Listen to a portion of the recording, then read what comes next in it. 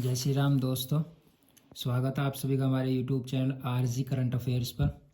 और मैं आपको डेली ही रोज़ाना में बताता हूँ कि इस चैनल पे सिर्फ करंट अफेयर्स और स्टैटिक के थोड़ा बहुत पार्ट हम डाल सकते हैं। बाकी किसी भी टॉपिक से रिलेटेड जीके के या किसी भी टॉपिक से हम कोई अदर नहीं कुछ भी डालेंगे इसमें कोई भी वीडियो।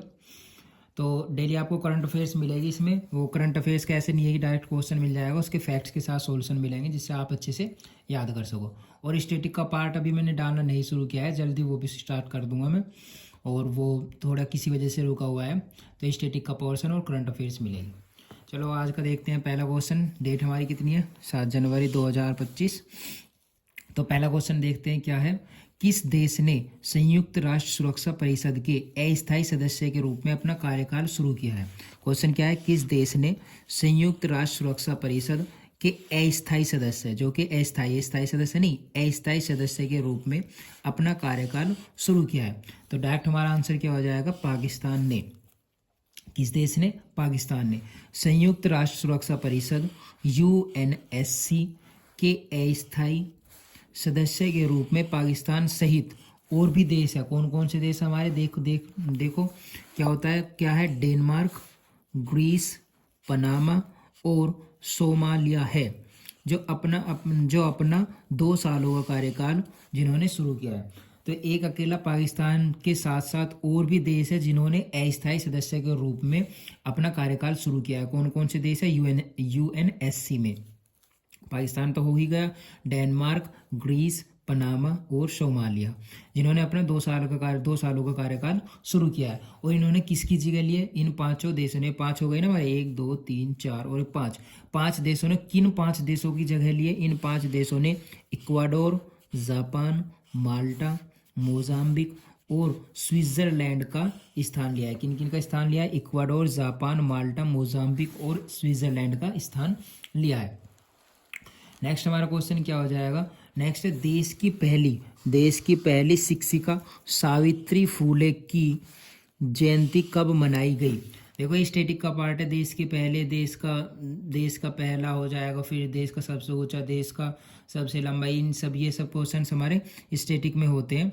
तो ये हमारे स्टैटिक का ये क्वेश्चन। तो देश की पहली शिक्षिका सावित्री फुले की जयंती कब मनाई गई? तो देश की पहली महिला शिक्षिका सावित्री बाई फुले की जयंती कब मनाई गई? 3 जनवरी को मनाई गई।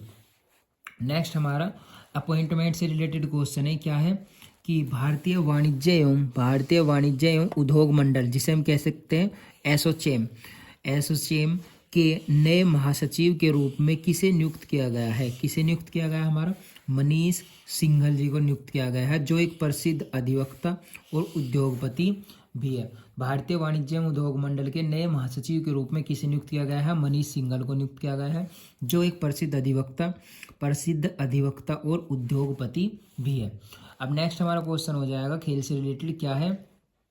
पहले खो खो विश्व कप की मेजबानी कौन सा देश करेगा? मतलब खो खो का खेल, ये पहला खो खो का खेल जो विश्व स्तर के रूप में होगा, विश्व कप के, वर्ल्ड कप के होगा, जो की मेजबानी कौन सा देश करेगा? तो हमारा कौन सा देश करेगा? इसका आंसर क्या हो जाएगा? इसका आंसर सिंपल हो जाएगा, भारत। अपना भारत, इंडिया। इंडिया इसकी खो खो की वर्ल्ड कप करेगा। तो खो खो फेडरेशन किसके साथ क्या कैसे करेगा? Kho kho federation of India KKFI अंतर्राष्ट्रीय खो खो फेडरेशन के सहयोग, kho kho federation of India KKFI अंतर्राष्ट्रीय खो खो फेडरेशन के सहयोग से 2025 में भारत में खो खो विश्व कप का आयोजन करेगा। इस टूर्नामेंट में इंदिरा गांधी इंडोर स्टेडियम में 6 महाद्वीपों के 24 देशों की 21 पुरुष और 20 महिलाएं टीमें हिस्सा लेंगी। कहाँ पे होगा ये? इंदिरा गांधी इंडोर स्टेडियम में। किसकी सहायता से? Kho kho federation of India अंतर्राष्ट्रीय खो खो फेडरेशन के सहयोग से 2025 में भारत खो खो विश्व कप का आयोजन करेगा। कहाँ पे आयोजन करेगा? इंदिरा गांधी इंडोर स्टेडियम में।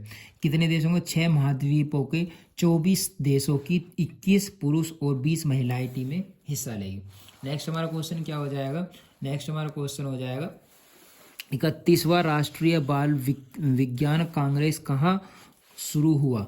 31वां राष्ट्रीय बाल विज्ञान कांग्रेस कहाँ शुरू हुआ हमारा, कहाँ पे शुरू हुआ, किस राज्य में हुआ, मध्य प्रदेश में। मध्य प्रदेश के मुख्यमंत्री डॉक्टर मोहन यादव ने राजधानी भोपाल के रविंद्र भवन में 3 से 6 जनवरी के बीच 4 दिवसीय 31वीं राष्ट्रीय बाल विज्ञान कांग्रेस का आयोजन किया। इसका मुख्य विषय क्या है, इसका विषय है स्वास्थ्य और कल्याण के लिए पारिस्थितिकी तंत्र को समझना है। तो 31वां राष्ट्रीय बाल विज्ञान कांग्रेस कहाँ से हुआ है हमारा, मध्य प्रदेश राज्य में हुआ है। किसने शुरू किया, मध्य प्रदेश के मुख्यमंत्री डॉक्टर मोहन यादव ने राजधानी भोपाल के रविंद्र भवन में 3 से 6 जनवरी के बीच 4 दिवसीय 31वीं राष्ट्रीय बाल विज्ञान कांग्रेस का आयोजन किया। तो किसने आयोजन किया, ये तो पता ही चल गया कि मुख्यमंत्री डॉक्टर मोहन यादव ने राजधानी भोपाल में। अब भोपाल के रविंद्र भवन में आयोजित हुआ है। कहाँ पे हुआ, जगह का नाम भी पूछ सकता है क्वेश्चन में, तो क्वेश्चन में जगह का नाम पूछेगा तो क्या बताएंगे, भोपाल के रविंद्र भवन में। कितने तारीख से, 3 से 6 तारीख में। और इसका मुख्य विषय और इसकी थीम क्या थी, स्वास्थ्य और कल्याण के लिए पारिस्थितिकी तंत्र को समझना है। नेक्स्ट हमारा क्वेश्चन क्या हो जाएगा, हाँ जी, तो नेक्स्ट क्वेश्चन हो जाएगा किस संस्थान ने गन्ने के रस का पाउडर तैयार किया है, किस संस्थान ने गन्ने के रस का पाउडर तैयार किया है। तो किसने किया है, कोयम्बटूर के गन्ना प्रजनन के वैज्ञानिकों ने गन्ने के रस का पाउडर तैयार किया है और यह पाउडर पोषक तत्वों से भरपूर होगा। अब तक तो गन्ना सिर्फ चूसते ही थे और हमारे ग्रामीण क्षेत्र में ही मिलते थे ज़्यादातर, शहर में तो बहुत कम है। फिर रस के रूप में मिलते थे, जो अपने रस लगाते हैं, सड़कों पे लगी रहती है दुकानें। पर अब हमें क्या होगा, अब हमें पाउडर के रूप में गन्ने का रस मिलेगा जो कि पैकेटों में होगा और फिर उसको हम घर पे भी तैयार करके पी सकते हैं।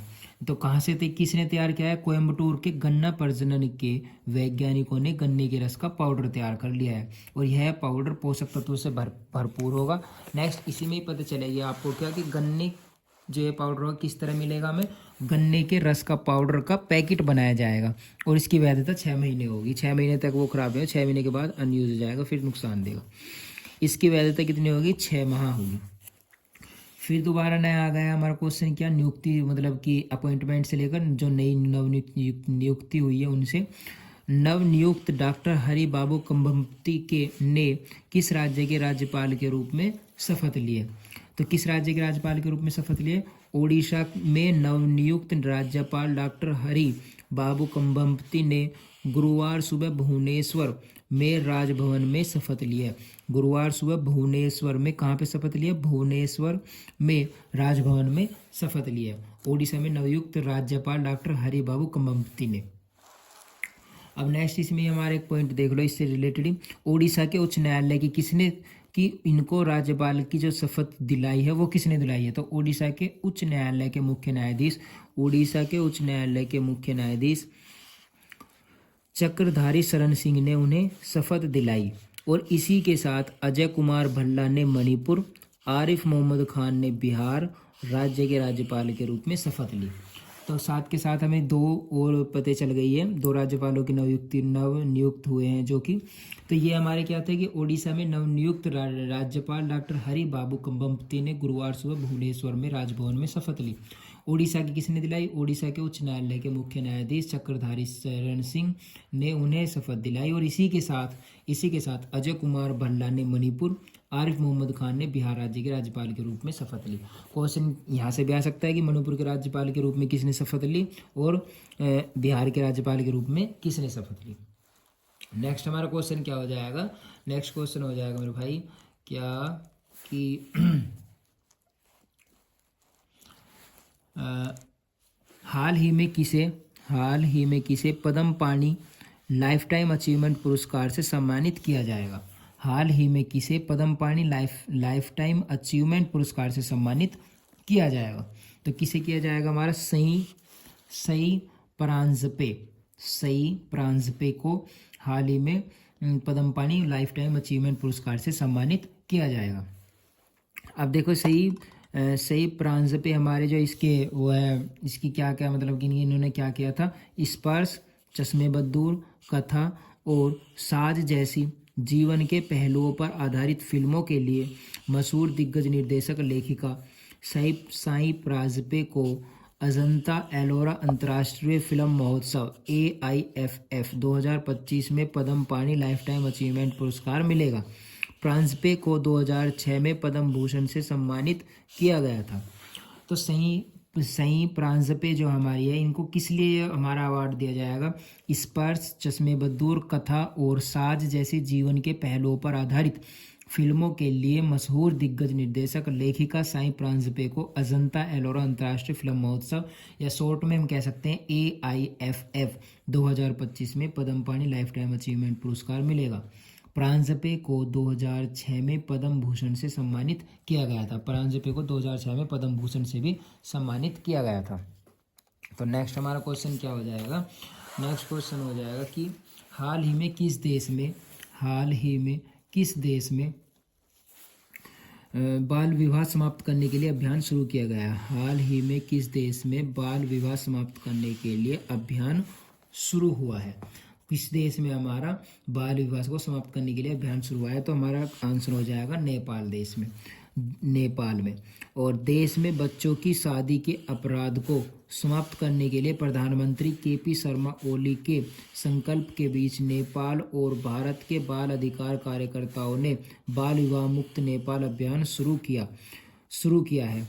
तो क्या है? देश में बच्चों की शादी के अपराध को समाप्त करने के लिए प्रधानमंत्री KP शर्मा ओली के संकल्प के बीच नेपाल और भारत के बाल अधिकार कार्यकर्ताओं ने बाल विवाह मुक्त नेपाल अभियान शुरू किया है। और यह अभियान भारतीय संगठन जस्ट राइट फॉर चिल्ड्रन और नेपाल के बैकवर्ड सोसाइटी एजुकेशन के सहयोग से महिला एवं बाल मंत्रालय द्वारा शुरू किया गया है। किसके द्वारा शुरू किया गया है?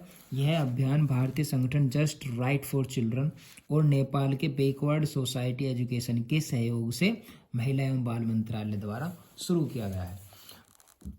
नेक्स्ट हमारा क्वेश्चन हो जाएगा क्या? नेक्स्ट हमारा क्वेश्चन हो जाएगा कि हाल ही में कौन घरेलू उड़ानों में इन फ्लाइट वाईफाई इंटरनेट सेवा शुरू करने वाली भारतीय एयरलाइन बनी है?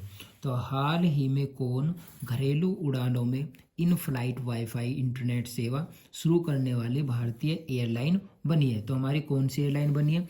टाटा के स्वामित्व वाली एयर इंडिया। कौन? टाटा के स्वामित्व वाली एयर इंडिया ने एक प्रेस रिलीज में बताया कि अब एयरबस A350, बोइंग 7879 और चुनिंदा एयरबस A321 नियो विमानों में वाईफाई सुविधा उपलब्ध होगी। किन किन में होगी? टाटा के स्वामित्व वाली एयर इंडिया ने एक प्रेस रिलीज में बताया कि अब एयरबस A350, बोइंग 7879 और चुनिंदा एयरबस A321 नियो विमानों में वाईफाई सुविधाएं उपलब्ध होगी।